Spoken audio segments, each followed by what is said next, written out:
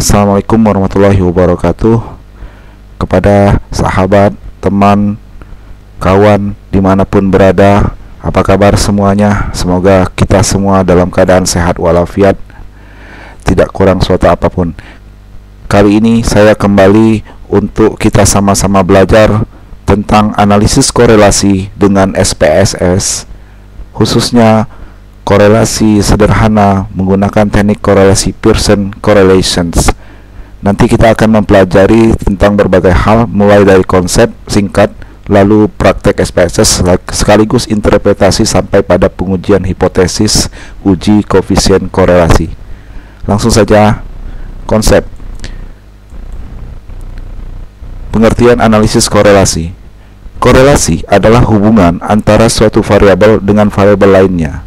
Analisis korelasi merupakan metode statistika untuk mengukur arah dan kekuatan hubungan antar variabel yang diukur berdasarkan nilai koefisien korelasinya atau disimbolkan R. Koefisien korelasi merupakan koefisien yang menggambarkan kedekatan hubungan antara dua atau lebih variabel. Besar kecilnya koefisien korelasi itu tidak menggambarkan hubungan sebab akibat antara dua variabel atau lebih, namun hanya menggambarkan hubungan linier antar variabelnya. Korelasi sederhana hanya melibatkan dua variabel atau diistilahkan bivariate correlations, atau juga disebut korelasi tingkat nol, zero order correlations. Korelasi Pearson. Korelasi Pearson merupakan korelasi sederhana yang hanya melibatkan hubungan antar dua variabel. Analisis korelasi Pearson, atau dikenal juga dengan korelasi product moment, adalah teknik pengujian yang mengukur keeratan hubungan secara linier antara dua variabel yang mempunyai distribusi data normal.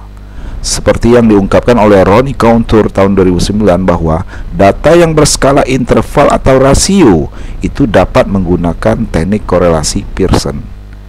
Sehingga asumsi dalam korelasi Pearson diantaranya adalah: 1.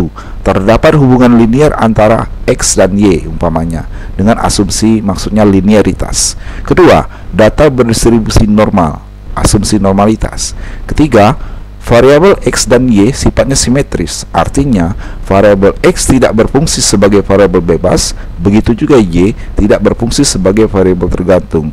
Artinya lagi, kedua variabel tersebut memiliki independensi.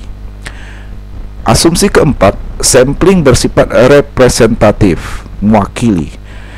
Kelima, asumsi adalah varian kedua variabel bersifat homoskedastisitas atau sama. Tujuan analisis korelasi. Analisis korelasi itu bertujuan setidaknya ada tiga hal. 1. Mengetahui arah hubungan antar variabel, arah hubungan antar variabel. Kedua, mengukur derajat kekuatan hubungan antar variabel. Ketiga, mengetahui signifikan atau tidak signifikan hubungan antar variabel tersebut. Dan ukuran dalam analisis korelasi adalah menggunakan nilai koefisien korelasi atau R. Pertama kita lihat arah hubungan antar variabel yang berdasarkan nilai koefisien korelasi. Nilai koefisien korelasi atau R itu berkisar di antara -1 dan 1, di mana tanda di depan koefisien baik negatif ataupun positif itu menunjukkan arah hubungan antar variabel. Jika koefisiennya bertanda positif, maka ada hubungan searah antar variabel, dan sebaliknya, jika koefisiennya bertanda negatif, maka ada hubungan yang tidak searah atau berkebalikan antar variabel. Kedua, kita lihat kekuatan hubungan antar variabel. Nilai absolut koefisien korelasi itu menunjukkan kekuatan atau keeratan hubungannya. Semakin dia mendekati misalnya -1 ataupun 1, berarti semakin kuat hubungan negatif ataupun hubungan positif antar variabel. Sebaliknya, semakin mendekati 0, berarti semakin lemah hubungan tersebut. R sama dengan 1 atau -1, berarti hubungan positif atau negatifnya sempurna. Sedangkan kalau R sama dengan 0, berarti tidak ada hubungan. Dengan demikian, ada pedoman interval kekuatan hubungan antar variabel yang berdasarkan nilai koefisien korelasi sebagai berikut. Koefisien korelasi yang bernilai 0,000 atau 0 itu menandakan tak ada hubungan sama sekali antar variabel. Koefisien korelasi antara 0,001 sampai dengan 0,199 artinya hubungan antar variabel adalah sangat lemah. Koefisien korelasi antara 0,200 sampai 0,399 artinya hubungan antar variabel adalah lemah.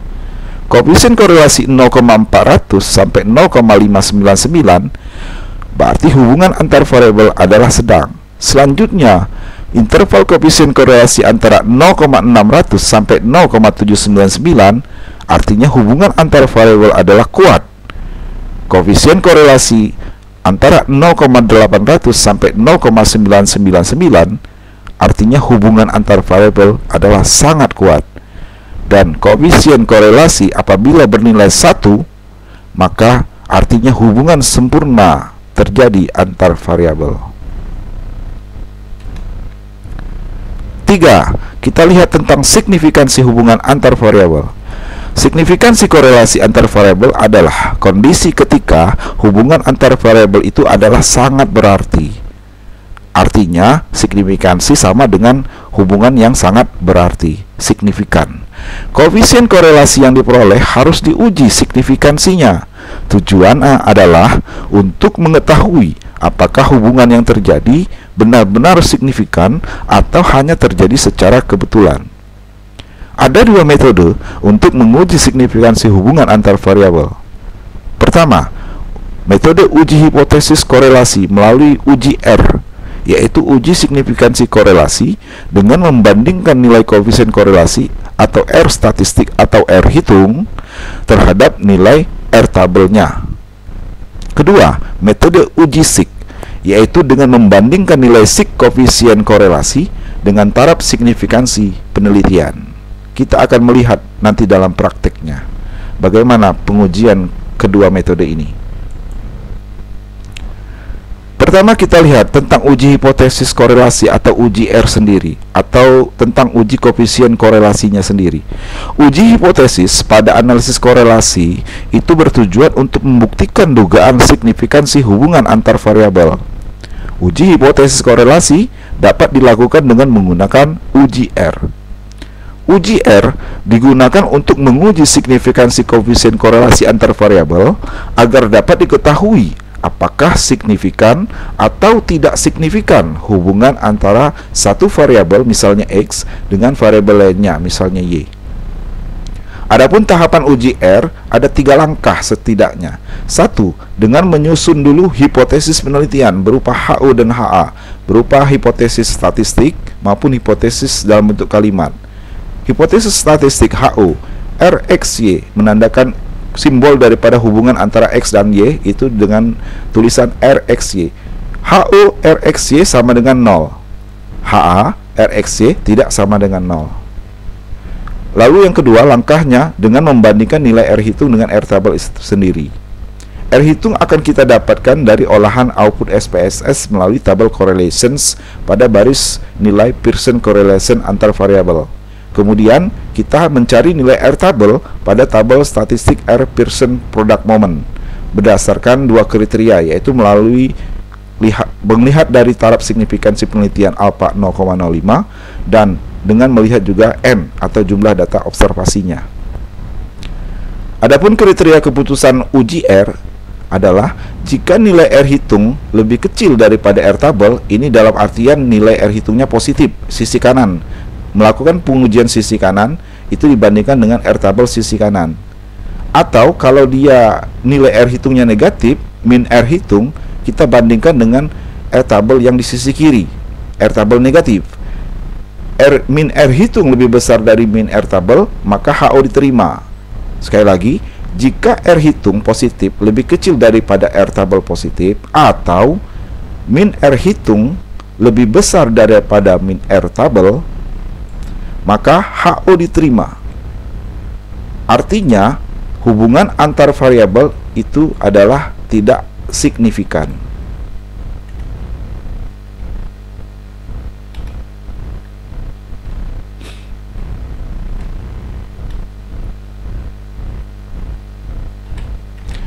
Kemudian jika R hitung lebih besar daripada R tabel atau min R hitung lebih kecil daripada min R tabel, maka HO ditolak.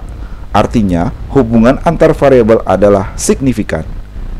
Langkah ketiga dalam pengujian hipotesis korelasi atau uji R adalah dengan menggambarkan daerah penerimaan dan penolakan HO dalam rentang confidence interval yang ditetapkan atau tingkat keyakinan yang kita tetapkan dengan penempatan nilai R tabel maupun R hitung pada area keputusan yang tepat berdasarkan hasil uji R itu sendiri.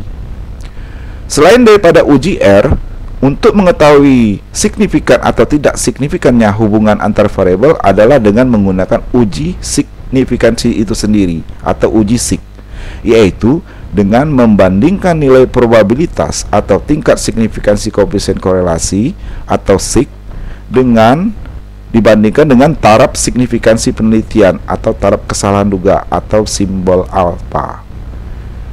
Dengan kriteria keputusan uji sig adalah jika sig atau nilai sig koefisien korelasi lebih besar daripada taraf signifikansi penelitian alfa, maka HO diterima. Artinya hubungan antara variabel itu tidak signifikan. Kemudian jika nilai sig koefisien korelasi lebih kecil daripada taraf signifikansi alfa, maka HO ditolak. Artinya hubungan antar variabel adalah signifikan. Demikian konsep-konsep singkat. Selanjutnya kita ambil contoh kasus tentang analisis korelasi berikut. Contoh soal kasus korelasi berikut adalah data tentang jumlah X yang diminta, jumlah barang X yang diminta atau disimbolkan dengan QX. Lalu harga barang X itu sendiri kita simbolkan PX atau price of X, dan pendapatan konsumen kita simbolkan I atau income dari 15 orang konsumen atau K yang dikelompokkan berdasarkan gender atau jenis kelamin G. Berikut ini ada datanya. Dari tabel sudah saya lampirkan di halaman ini. Ini data tentang jumlah X yang diminta atau quantity of X, kemudian harga barang X atau price of X, PX, dan pendapatan konsumen, income, I, dari 15 orang konsumen, K, yang dikelompokkan berdasarkan gender, G. Nah, ini ada kolom gender, data-datanya, kolom quantity barang yang diminta, QX, kolom harga barang X, dan kolom pendapatan konsumen I berdasarkan 15 orang konsumen K, 1 sampai 15 orang konsumen. Selanjutnya kita akan olah langsung data-data ini dengan kita akan menjawab 3 pertanyaan ya yang akan kita selesaikan. Pertanyaan pertama, lakukan analisis korelasi sederhana dengan program SPSS antara QX dengan PX dan kemudian antara QX dengan I. Jadi fokusnya hubungan antara PX harga dengan jumlah barang X yang diminta QX, dan pendapatan konsumen hubungannya dengan jumlah barang yang diminta QX. Apakah nanti hasilnya arah hubungan masing-masing itu sudah sesuai dengan teori? Nah, ini akan kita jawab. Kemudian pertanyaan kedua, nanti akan kita lanjutkan olahan datanya.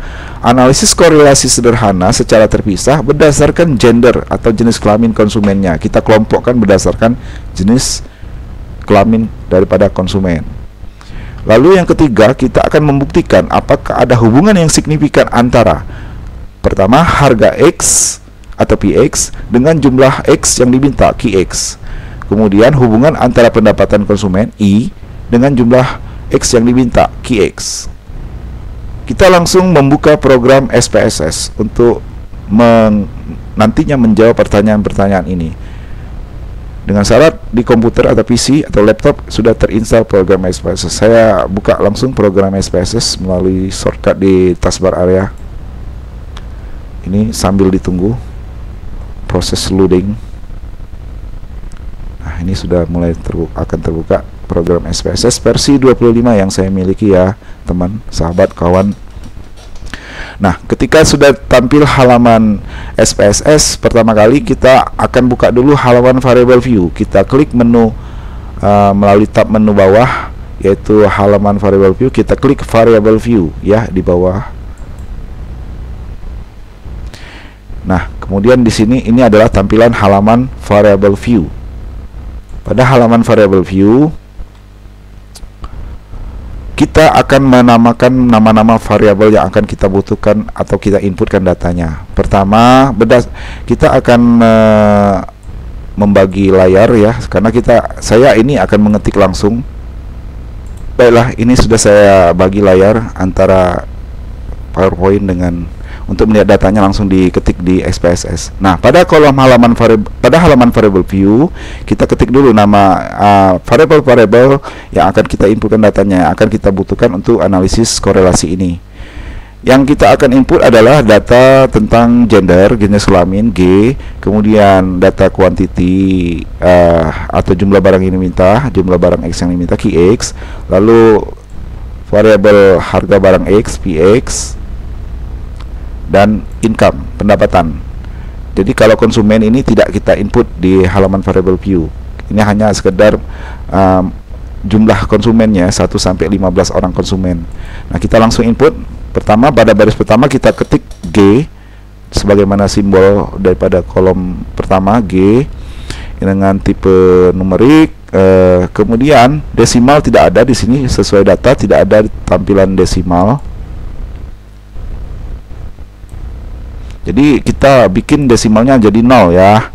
Kemudian label G ini adalah jenis kelamin. Keterangannya, label itu adalah keterangan daripada nama variabel name. Jenis kelamin kita tulis. Kemudian yang tidak kalah pentingnya, skala ukuran untuk jenis kelamin ini sifatnya kategori ya, pengkategorian.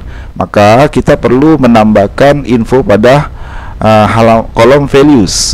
Pada kolom values kita klik pada sisi kanan sel di kolom values sehingga ada titik 3 dan kita klik, lalu tampil kotak dialog value labels.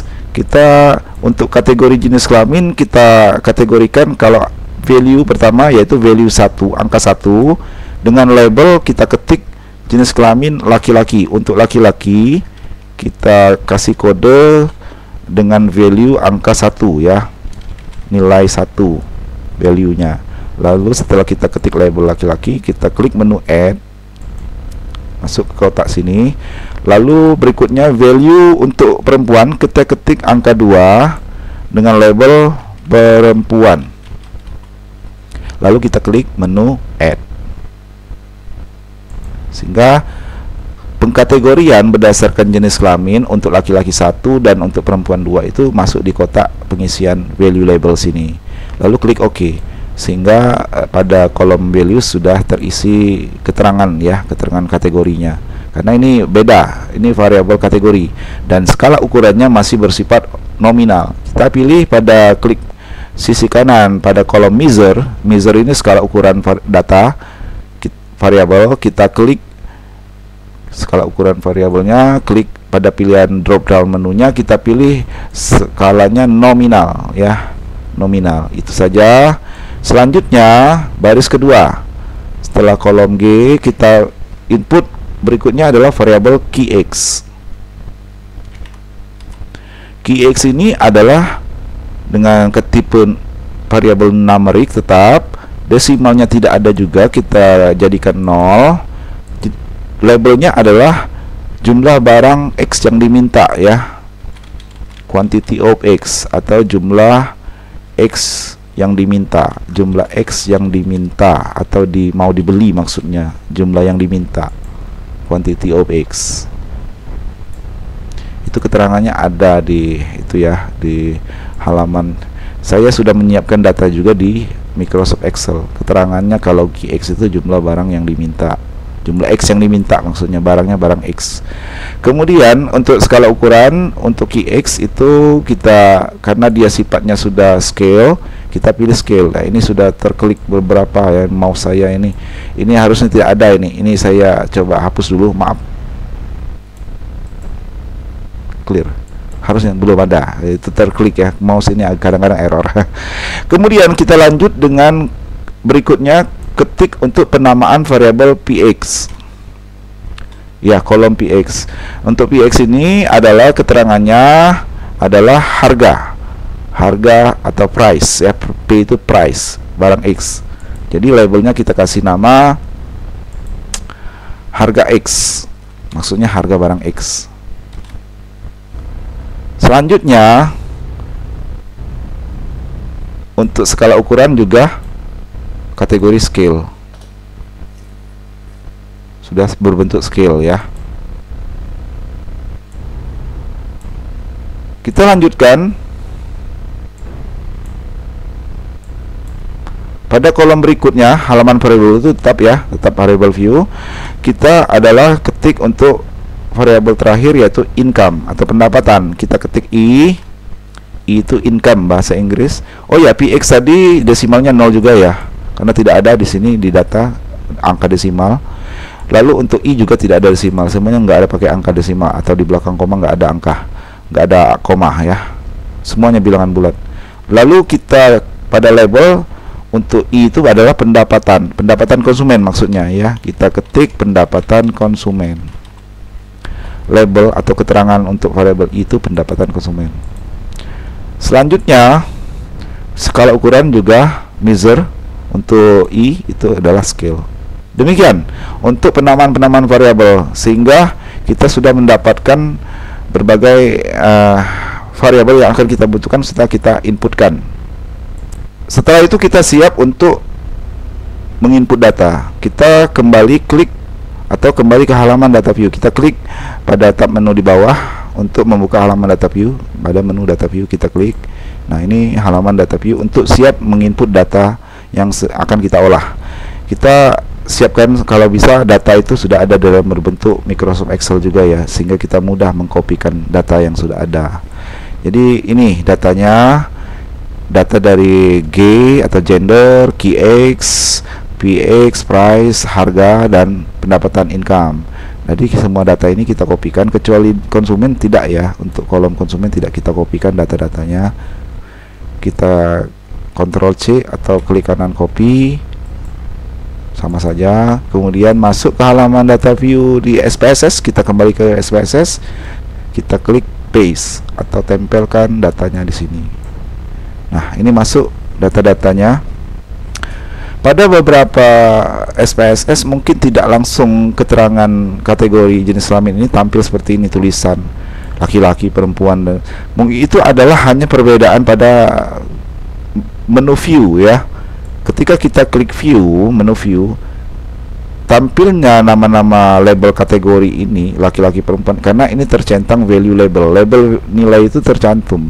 Nah, ketika kita centang atau kita hilangkan centang value label, misalnya kita klik, maka tampilan yang ada di halaman data view adalah tampilan angka kategorinya saja. Jadi seperti ini, satu ini artinya laki-laki nih, kalau dua ini perempuan, dua perempuan, dan seterusnya. Nah, kalau kita kembalikan tampilan nama-nama label kategori masing-masing berdasarkan kategori 1 dan 2 ini jenis kelamin, maka kita kembali klik menu view, lalu centang kembali menu value labels. Nah, sehingga tampil seperti ini. Jadi tidak masalah ya. Langsung saja kita akan mengolah, akan menjawab dari pertanyaan pertanyaan 1 dari soal, yaitu tentang analisis korelasi sederhana menggunakan program SPSS. Sudah, kita akan mencari nilai koefisien korelasi antara KX dengan PX, dan kemudian KX dengan I, dan juga nanti ada satu lagi korelasi antara PX dengan I ya. Karena korelasi ini sebenarnya nggak ada istilah variabel bebas dan variabel terikat, beda dengan regresi. Korelasi ini setiap variabel kedudukannya linear atau sama, bisa dibalik malah hubungannya ya. Kita langsung ke SPSS, halaman SPSS, kita akan langsung olah dengan cara klik menu analyze ya. Kita saya hanya melebarkan saja ini. Klik menu analyze, kemudian untuk analisis korelasi kita sorot correlate, analyze, kemudian correlate, lalu klik bivariate. Pada kotak dialog bivariate correlations, yang kita masukkan ke kotak variabel, kotak yang kosong ini adalah variabel-variabelnya saja, kecuali jenis kelamin belum kita masukkan. Misalnya jumlah X yang diminta, kemudian harga, kemudian pendapatan konsumen juga kita masukkan. Jadi ini ditinggalkan ya. Untuk teknik korelasi yang kita gunakan yaitu tetap pada korelasi Pearson, jadi tidak diubah, tetap pada centangan teknik korelasi menggunakan koefisien korelasi Pearson. Correlation koefisiennya ke Pearson. Lalu tes of signifikan, uji signifikansinya kita menggunakan uji dua sisi, two tail ya, bukan one tail, satu sisi. Dalam kasus ini kita gunakan uji dua sisi. Selanjutnya flag signifikan ini maksudnya akan menandai variabel koefisien korelasi yang signifikan itu akan ada tanda bintang ya, akan tercantum pada angkanya, nanti akan tampil. Ini maksudnya. Lalu kita untuk mengakhiri kita langsung klik OK untuk melihat output analisis korelasi sederhana bivariate correlate.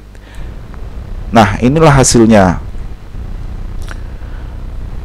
Untuk menjawab pertanyaan 1 kita sudah bisa menjawab pertanyaan ini.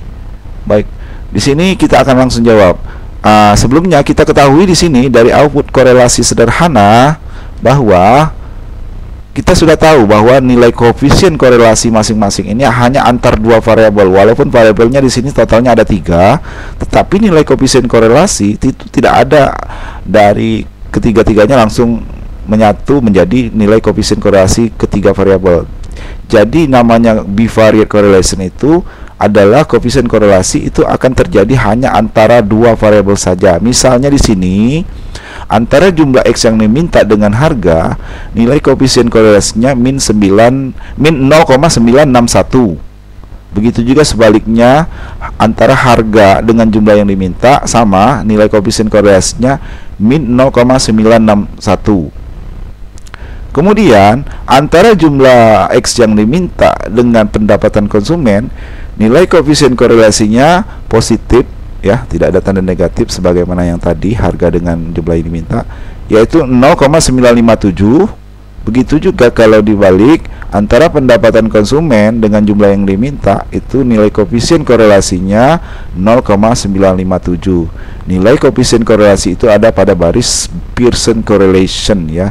Baik, misalnya di sini antara jumlah yang diminta dengan X ini, jumlah X yang diminta dengan harga, maksud saya yaitu min 0,961, atau jumlah X yang diminta dengan pendapatan konsumen yaitu 0,957. Ini pada baris Pearson correlation itu adalah nilai R hitungnya juga, termasuk disebut juga nilai R hitung atau R statistik. Dan nilai koefisien korelasi antara harga dengan pendapatan konsumen didapatkan min 0,930. Jadi dari output korelasi ini, dari ketiga variabel kita mendapatkan tiga nilai koefisien korelasi antar variabel masing-masing, berbeda-beda antar variabelnya, yaitu koefisien korelasi antar dua variabel yang berbeda-beda. Selanjutnya kita menjawab atau menginterpretasikan analisis korelasi sederhana ini, teknik coefficient correlation, berdasarkan output yang ada ini ya.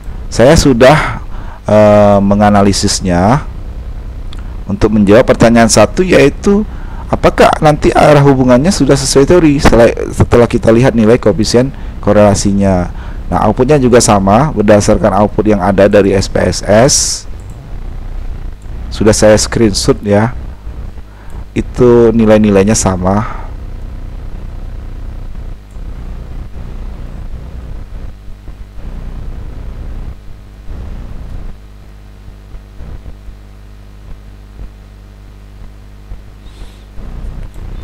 Nah, kita bisa melihat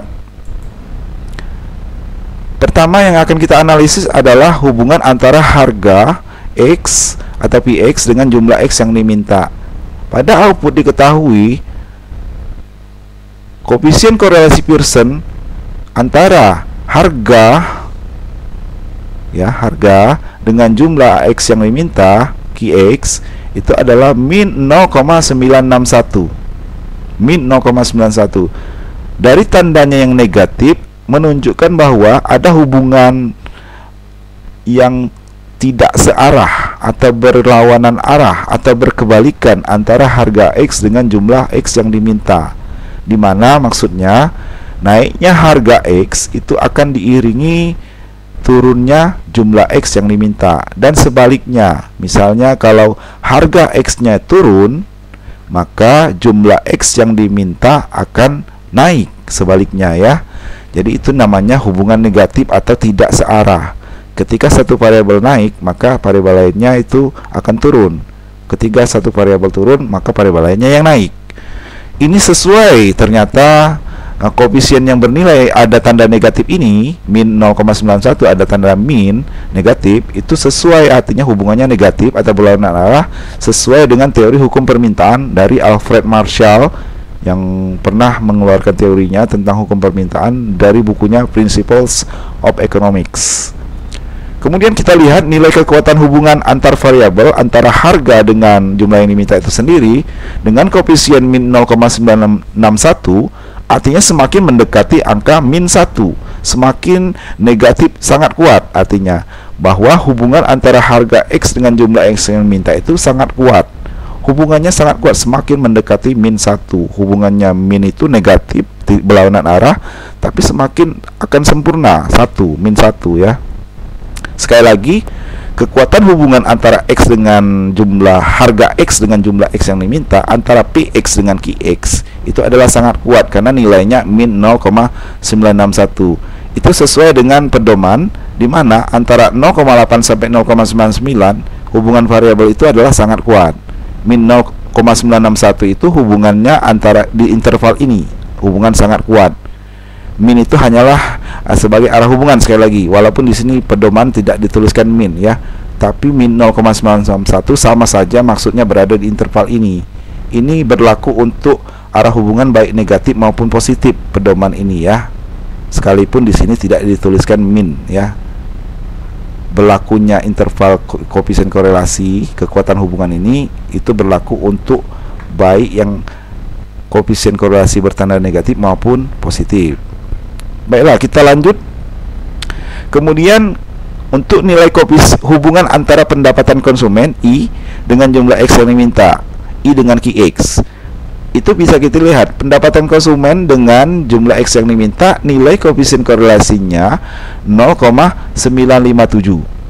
Artinya di sini nggak ada min ya, artinya positif. Kalau tandanya positif, koefisien korelasinya itu menunjukkan bahwa hubungan antara pendapatan konsumen dalam hal ini I dengan jumlah X yang diminta QX itu sifatnya searah karena positif tadi, hubungannya searah, di mana naiknya pendapatan konsumen itu diiringi pula naiknya jumlah X yang diminta, dan sebaliknya turunnya pendapatan konsumen diiringi akan turunnya jumlah barang X yang diminta. Ini mengindikasikan bahwa X itu adalah merupakan barang normal. Richard Deleuze mengumpulkan bahwa jumlah yang diminta suatu barang dipengaruhi oleh pendapatan rumah tangga sesuai dengan teori ya. Artinya memang jumlah yang diminta atau jumlah yang mau dibeli pada suatu barang itu tergantung pendapatan. Itu juga dikemukakan oleh Richard Deleuze itu dalam bukunya yang terkenal yaitu On Introduction to Positive Economics yang diterbitkan pada tahun 1976 ya, ahli ekonomi yang sudah lama ya. Kemudian kekuatan hubungan antara pendapatan konsumen dengan jumlah X yang diminta itu kita bisa lihat berdasarkan nilai koefisien korelasi yang 0,957, artinya semakin mendekati 1 atau plus 1, mendekati tanda positif 1 ya, artinya juga semakin mendekati kesempurnaan.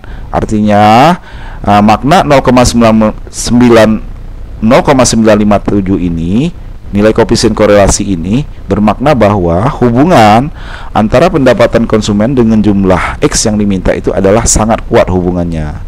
Hubungan antara pendapatan konsumen dengan jumlah X yang diminta itu sangat kuat, berhubungan sangat kuat, dimana ketika pendapatan konsumen naik, biasanya juga jumlah barang X yang diminta juga naik dan seterusnya. Jadi sangat berhubungan kuat. Kemudian kita lihat hubungan antara variabel lainnya yang sebenarnya di luar analisis, karena ini ibarat antara X dengan X ya. Ini hanya pembedaan nama saja, di mana hubungan antara X, harga X atau PX dengan pendapatan konsumen, sama-sama variabel X sebenarnya ini ya.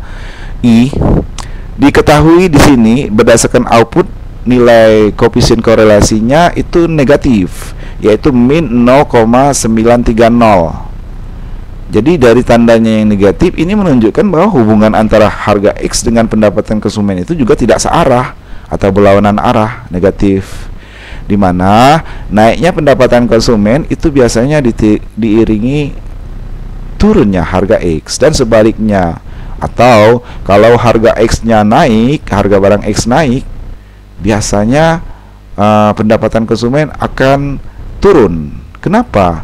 Karena kenaikan harga itu biasanya akan mengurangi daya beli masyarakat terhadap suatu barang yang dikonsumsi. Ini berkaitan dengan teori paritas ya, teori daya beli masyarakat ya. Demikian. Dan kekuatan hubungan antara pendapatan konsumen dengan harga itu adalah sangat kuat karena nilainya juga mendekati 1 ya, mendekati min 1, min 0,930. Hubungan negatif sangat kuat. Demikian untuk penyelesaian kasus soal nomor 1 ya. Soal nomor 1 tadi yang nanyakan apakah sesuai hubungannya dengan teori dan makna dari nilai korelasinya sendiri. Kemudian kita akan menjawab pertanyaan kedua dalam kasus korelasi ini, yaitu menganalisis korelasi secara sederhana ini secara terpisah berdasarkan gender atau jenis kelamin konsumennya. Langsung saja kita akan memisahkan menganalisis korelasi sederhana ini dikelompokkan berdasarkan jenis kelamin, yang laki-laki laki-laki dan perempuan-perempuan. Baiklah, kita langsung kembali ke halaman SPSS. Untuk menganalisis per kelompok atau per gender, kita perlu memulai dulu dengan mengklik data pada halaman input ini. Lalu kita kelompokkan dengan klik pada menu split file. Jadi dari menu data, lalu pilih atau klik menu split file yang ini, klik. Kemudian terbuka kotak dialog split file. Pada kotak dialog split file, kita pilih dulu pada bagian compare groups. Jadi kita akan membandingkan kekuatan hubungan atau hubungan analisis korelasi ini berdasarkan grup atau kelompok. Berdasarkan kelompoknya adalah jenis kelamin. Jadi klik compare groups. Lalu yang kita masukkan pada grup based on itu adalah hanya jenis kelamin. Ini pengelompokannya berdasarkan jenis kelamin. Kita klik dan kita masukkan jenis kelamin pada kotak dialog, kotak pengisian grup based on. Demikian, lalu klik OK. Belum selesai, itu hanya pengelompokannya dulu. Kemudian kita lanjutkan analisis korelasi sebagaimana biasa, korelasi bivariate.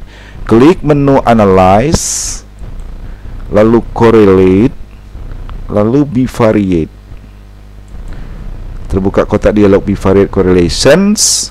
Kita sudah memasukkan semua variabel sebagaimana kita sudah menganalisis korelasi sederhana tadi. Nah, inilah ya, jenis kelamin tetap berada di sini karena jenis kelamin tadi khusus datanya saja pengelompokan ya. Jadi inilah dengan pengujian teknik korelasi Pearson, koefisien korelasi Pearson, dan tetap pada uji dua sisi to tail dan plex signifikan tetap tercentang. Lalu kita klik OK. Nah, inilah hasil analisis korelasi sederhana berdasarkan pengelompokan jenis kelamin. Nah, di sini bisa dilihat dibagi dua kelompok berdasarkan jenis kelamin laki-laki. Hubungan antar variabel ada di sini, nilai-nilai koefisien korelasinya, dan ini perempuan di bagian kedua. Kita akan menganalisis hasil ini pada halaman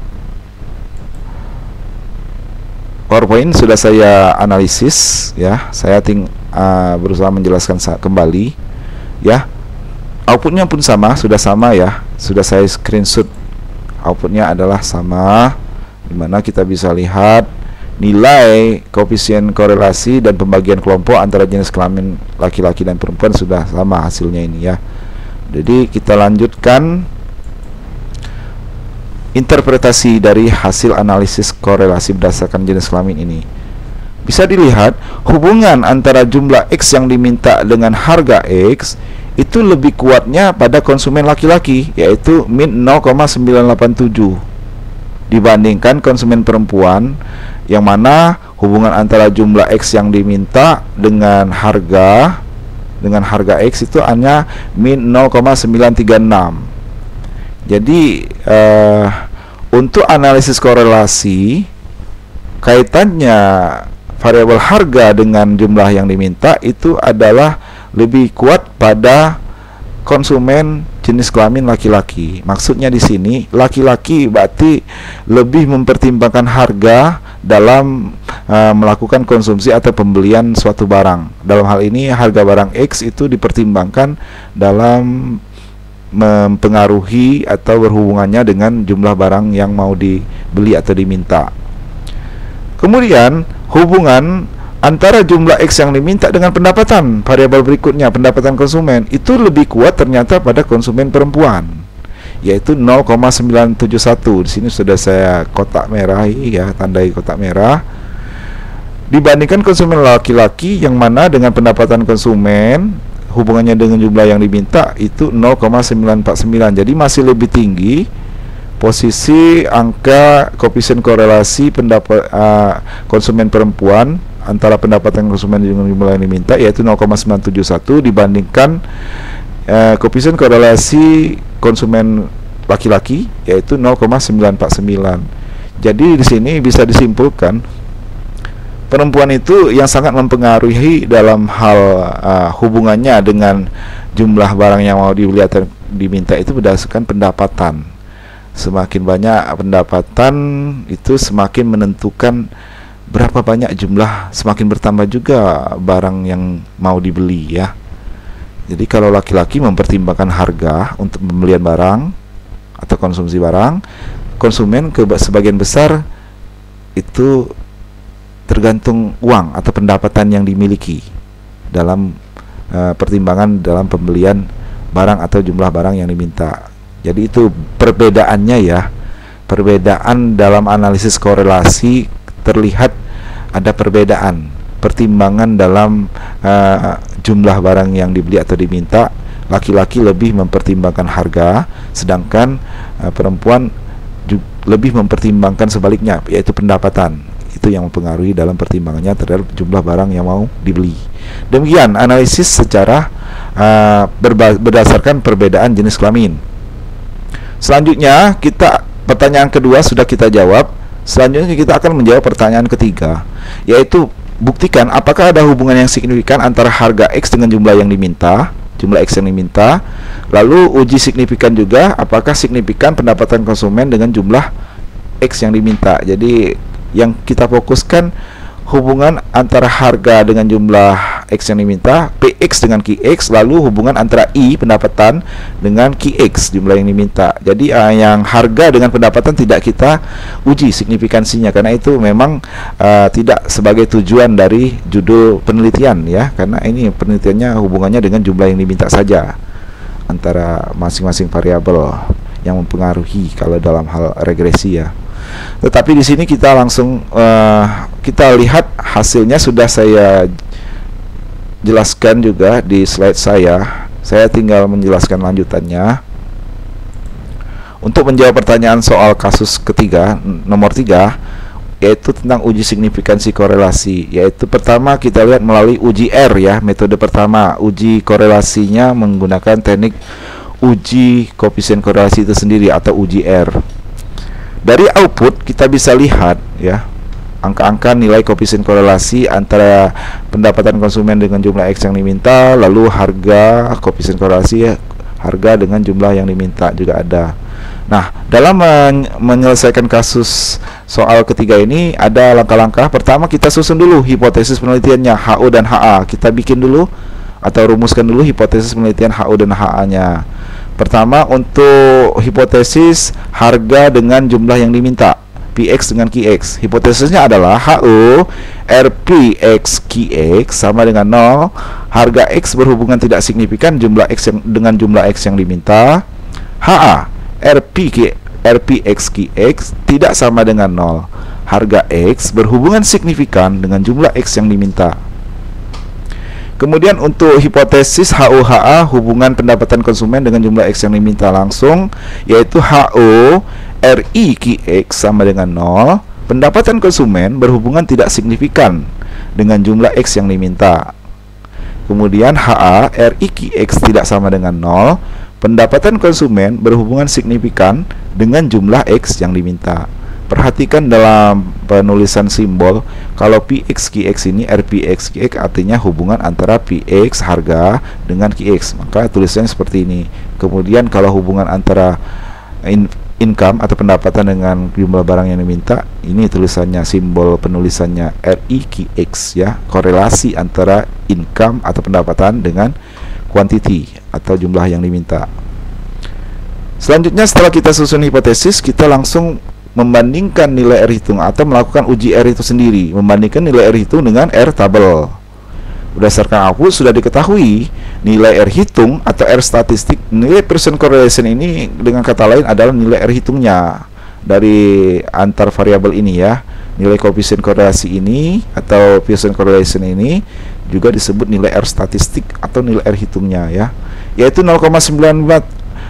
Untuk ini ya dulu, yang harga X dengan jumlah X yang diminta yaitu min 0,961. Nilai R hitung variabel pendapatan konsumen dengan jumlah X diminta 0,957. Lalu nilai R hitung masing-masing koefisien korelasi antar variabel ini kita akan bandingkan dengan nilai R tabel. R tabel dicari pada tabel R statistik, yaitu namanya tabel R product moment, dengan ketentuan atau kriterianya melihat nilai alfa 0,05, kita gunakan taraf signifikansi 5%, 0,05, dan jumlah observasi datanya 15 orang konsumen. Maka diperoleh nilai R tabelnya sebesar 0,514. Jadi nilai R tabelnya kita peroleh sebesar 0,514. Kita buktikan dengan lihat langsung penentuan nilai tabel R tabel berdasarkan tabel R product moment. Saya buka tabel R product moment yang ini ya. Ini sudah saya siapkan juga. Jadi dari tabel nilai R product moment, tabel statistik ini, N kita kan ada 15. Nah, atau konsumen yang diteliti ada 15 orang konsumen. N itu jumlah observasinya 15, dengan taraf signifikansi penelitian 5% atau alfa, tingkat kesalahan duga penelitian 5% kita tetapkan. Maka perpaduan antara N sebesar 15 dan taraf signifikansi 5% diperolehlah nilai T tabel, R tabel maksud saya, nilai R tabelnya 0,514. Betul ya, jadi terbukti memang betul nilai R tabel pada N15 dan taraf signifikansi 5% atau 0,05, nilai R tabelnya adalah sebesar 0,514. Selanjutnya, setelah kita mengetahui nilai R hitung dan R tabel, langsung kita uji atau kita bandingkan hasil uji R untuk yang variabel hubungan harga dengan jumlah yang diminta PX dengan QX. Nilai R hitungnya kan negatif atau min 0,961. Ada min, ada tanda min.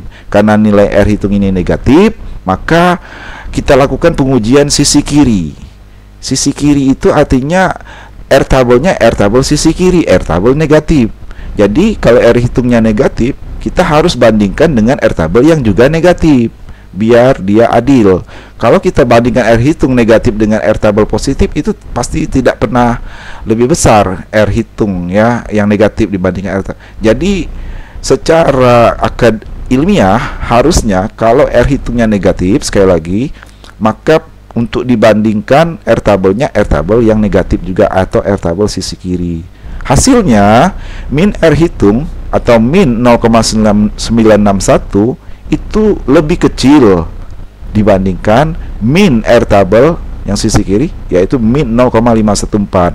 Min 0,961 R hitung itu lebih kecil dibandingkan min R tabel, yaitu min 0,514. Berdasarkan kriteria uji R sisi kiri, ada kriteria uji R, maka keputusannya HO ditolak, HA diterima. Kriteria uji R tadi ini ya, yang sisi kiri, min R hitung. Nah, kalau min R hitung lebih kecil daripada min R tabel, maka keputusannya HO ditolak. Artinya signifikan hubungan antar variabel. Signifikannya negatif signifikan, berlawanan arah, dan signifikan artinya. Jadi berdasarkan kriteria uji R sisi kiri, Maka kesimpulannya, keputusannya HO ditolak, HA diterima. Kesimpulannya harga X atau PX itu berhubungan negatif signifikan dengan jumlah X yang diminta. Kenapa negatif? Karena nilai R hitungnya negatif. Negatif itu artinya bukan tidak berhubungan, tapi berlawanan arah hubungannya. Ya, sudah dijelaskan di awal. Jadi perlu ditambahkan ya, berhubungan negatif signifikan. Kalau kita sebutkan berhubungan signifikan saja ya nggak masalah. Tapi ini menegaskan bahwa hubungannya itu sifat arahnya negatif atau berlawanan arah, dan juga signifikan atau berarti hubungan antara PX dengan QX. Selanjutnya itu ya, kemudian pengujian berikutnya antara variabel pendapatan konsumen hubungannya dengan jumlah X yang diminta QX. Pendapatan konsumen itu simbolnya I ya, ini keliru di sini I, bukan PX. PX tadi harga ya.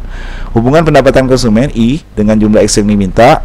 Nilai R hitung itu kan kita ketahui tadi, R hitung pendapatan konsumen dengan jumlah X yang diminta itu 0,957 sebagaimana sudah kita ketahui ya, 0,957 ini ya. Maka karena nilainya positif ya, nggak ada tanda negatif sebagaimana yang variabel harga dengan jumlah yang diminta, ini kan memang min ya. Nah ini kan tidak ada min, artinya positif nih nilai R hitungnya. Maka kalau nilai R hitungnya positif, dilakukan uji R sisi kanan. Sisi kanan ya, maksudnya R hitung itu dibandingkan dengan R tabel yang positif yang sisi kanan. Hasilnya diketahui R hitung yang 0,957 itu lebih besar dibandingkan R tabel sisi kanan yaitu 0,514.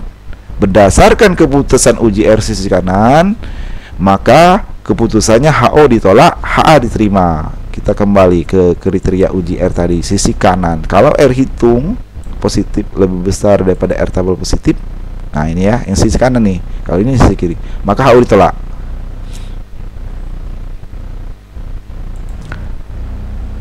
Jadi sekali lagi, karena nilai R hitung 0,957 lebih besar dibandingkan R tabel 0,514, maka keputusannya HO ditolak dan HA diterima.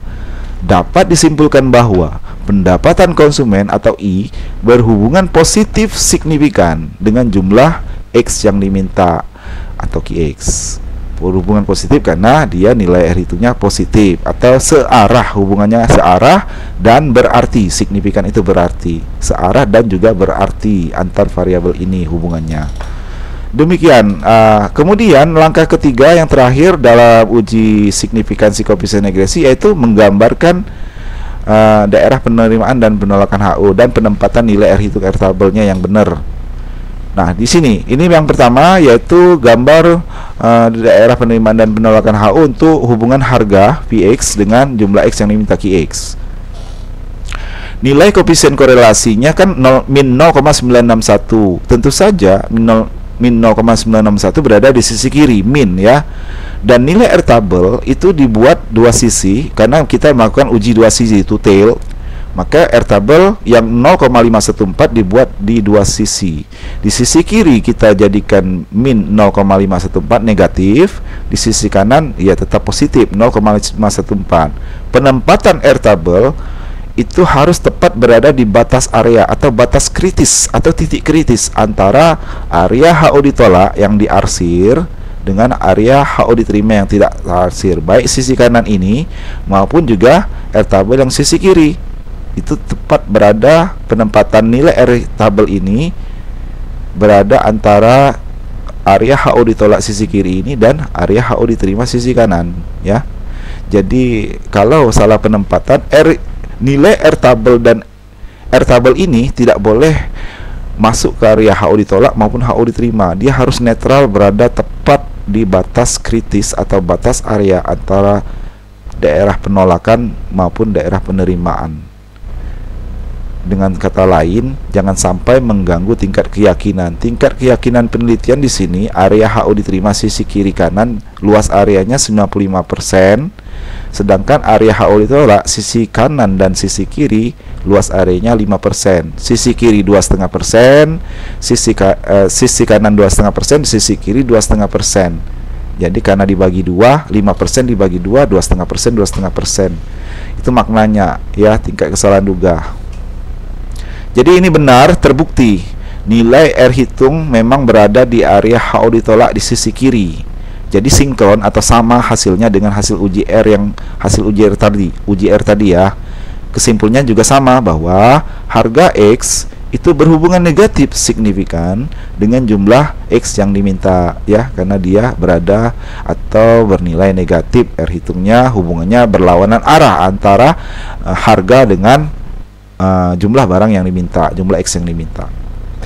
Cara lain dalam menguji signifikansi koefisien korelasi yaitu tentu dengan melalui nilai signifikansi itu sendiri, uji nilai signifikansi koefisien korelasi atau uji signifikansi, yaitu membandingkan nilai signifikan koefisien korelasi dengan taraf signifikan penelitian alfa. Berdasarkan output tabel correlations pada kolom SIG, diketahui nilai signifikansi koefisien korelasi antara harga X dengan jumlah X yang diminta itu sebesar 0,000. Nah, kita bisa lihat kembali output nilai koefisien korelasi ya, ini di sini ya. Nilai SIG-nya ya, nilai SIG itu ada di baris SIG to tail ini. Nah, pada pendapatan konsumen dengan jumlah yang diminta, nilai SIG-nya yang saya tandai panah ini 0,0000. Nah, kalau harga juga sama, nilai SIG-nya antara harga, nilai SIG koefisien korelasi antara harga dengan jumlah yang diminta itu 0,000. Sama, kebetulan nilai SIG kedua, hubungan antara dua variabel ini dengan jumlah yang diminta itu sama ya. Maka kita mudah menyimpulkannya langsung. Jadi karena diketahui nilai SIG-nya 0,000, tentu lebih kecil kalau dibandingkan alfa 0,05, sehingga berdasarkan kriteria keputusan nilai SIG dapat disimpulkan bahwa harga X itu berhubungan signifikan dengan jumlah X yang diminta. Demikian. Selanjutnya yang terakhir, untuk gambar uji R hubungan pendapatan konsumen I dengan jumlah X yang diminta QX. Kita sudah ketahui bahwa nilai koefisien korelasi R hitungnya itu 0,957 ya, antara pendapatan dengan jumlah yang diminta. 0,957 itu positif, berarti sisi kanan penempatan R hitungnya. R hitung itu di sisi kanan 0,97 setelah nilai R tabel yang sisi kanan 0,514 tentu saja. Nggak mungkin 0,97 kita tempatkan di sini. Artinya tepat juga berada di area HO ditolak di sisi kanan. Hubungannya positif. Ya, sisi kanan artinya searah.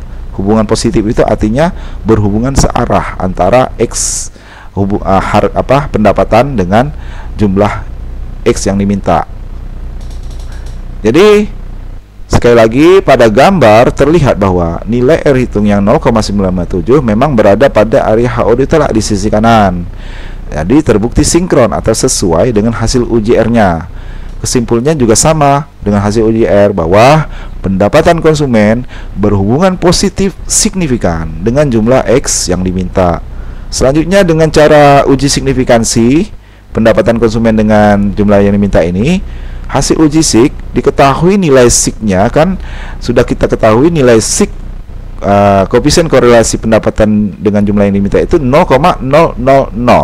Artinya juga lebih kecil dibandingkan taraf signifikansi atau alfa 0,05, sehingga berdasarkan kriteria keputusan uji SIG disimpulkan bahwa pendapatan konsumen berhubungan signifikan dengan jumlah X yang diminta. Ini jangan salah lagi, kita bicara hubungan. Analisis korelasi itu analisis hubungan, signifikan atau tidak signifikan, positif atau tidak positif atau negatif arah hubungannya, kuat atau tidak kuat kekuatan hubungan, derajat hubungan antar variabelnya. Jadi kesimpulannya sekali lagi, analisis korelasi ini intinya ada 3 hal yang akan dianalisis, yaitu pertama mengetahui arah hubungannya apakah positif searah atau negatif hubungannya tidak searah antar variabel.